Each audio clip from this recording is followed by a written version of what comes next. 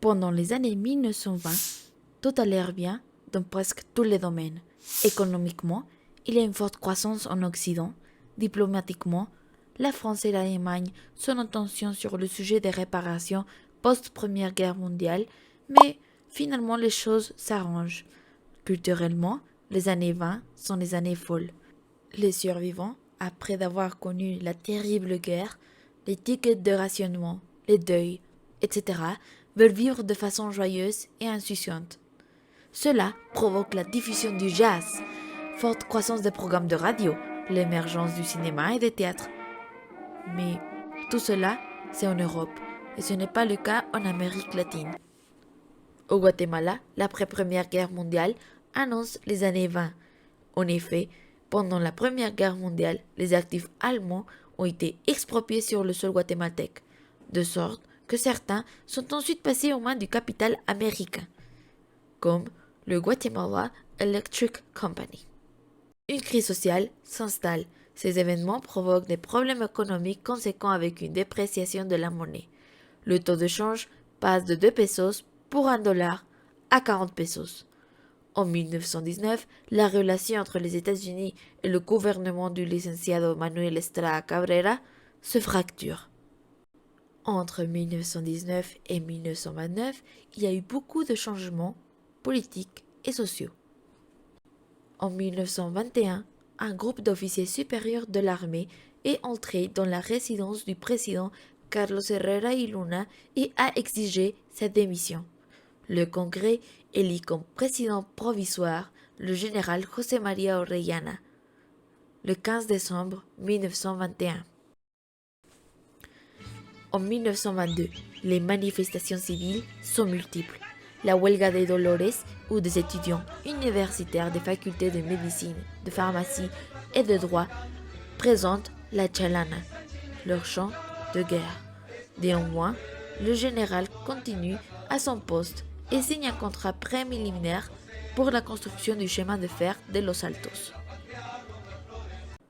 En 1923, le Tratado Général de Paz y Amistad est signé pour éviter des coups d'État dans la région. En novembre 1924, se met en place la loi monétaire et le quetzal est créé. Manuel Estrada Cabrera, qui avait dirigé le Guatemala de 1998 à 1920, meurt en prison. En 1926, le Guatemala a été frappé par un flot de sauterelles qui a considérablement affecté la récolte de maïs, obligeant le gouvernement à importer ce céréale de base depuis l'étranger et provoquant indirectement une baisse des exportations de café en raison de la sécheresse qui s'est produite. Finalement, en 1927, le gouvernement du général Lázaro Chacón forme le quartier El Gallito au Guatemala pour venir en aide aux victimes des tremblements de terre de 1917-1918. C'est aussi l'inauguration de la centrale électrique qui alimente le chemin de fer de Los Altos. En 1929, il y a un quart boursier à Wall Street. Il y a eu tellement de spéculations boursières qu'une boule s'est créée.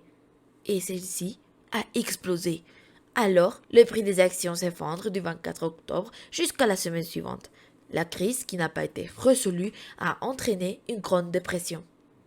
La crise financière devient économique et ensuite sociale. Cet effondrement économique aux États-Unis a eu des effets quasi immédiats au Guatemala, car son économie dépendait alors uniquement de l'exportation du café, dont son prix chutait. L'instabilité économique au Guatemala s'est accompagnée d'un mécontentement populaire face au manque de revenus, qui a entraîné des grèves à Puerto Barrios et des étudiants universitaires à la capitale. Pour calmer la situation, le gouvernement décide de prendre un prêt auprès de la compagnie Svenska Tanskit Antibologet en échange de lui donner le monopole de fabrication des feuilles de circulation. Mais le contrat avec l'entreprise suédoise ne se fait pas, car la garantie du prêt n'était d'autre que la production de café, qui était déjà mise en mal avec la crise de 1929.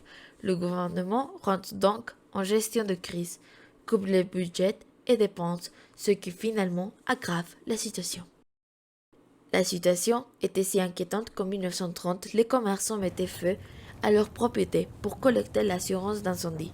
Ajoutant les soulèvements indigènes, l'effondrement du café et les diverses révoltes ont pratiquement provoqué la faillite de l'État en raison de la grave crise économique qui en effet commençait à s'étendre autour du monde. Enfin, après quelque temps, Orellana, qui avait le pouvoir, a dû démissionner et il a cédé le pouvoir à José María Reina Andrade, qui a appelé des élections anticipées, durant lesquelles le général Jorge Ubico a été élu à l'unanimité. Il prend ses fonctions le 14 février 1931.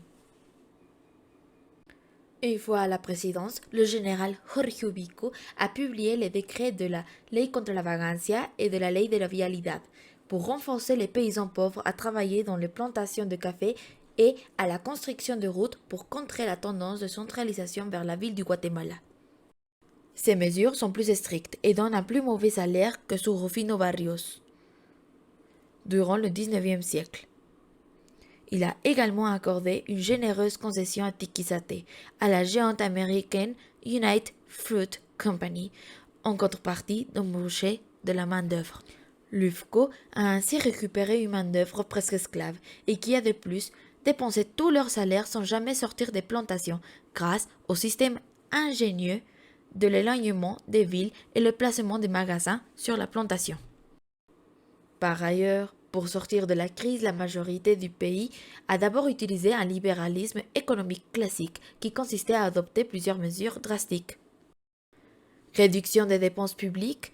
Au Guatemala, le gouvernement du général Ubico a éliminé de nombreuses municipalités et les transformé en villages rattachés à d'autres pour économiser sur les dépenses administratives. Restriction de crédit. Le gouvernement du général Ubico a centralisé les opérations bancaires et a formé la première banque nationale du Guatemala. Diminution des dépenses sociales et des salaires.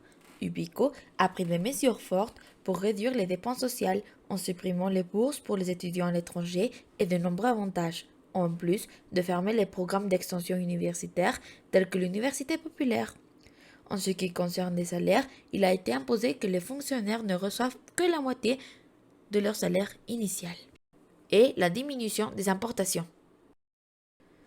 Dans la plupart des pays, ces politiques ultralibérales ont échoué et ont généré encore plus de chômage et récession.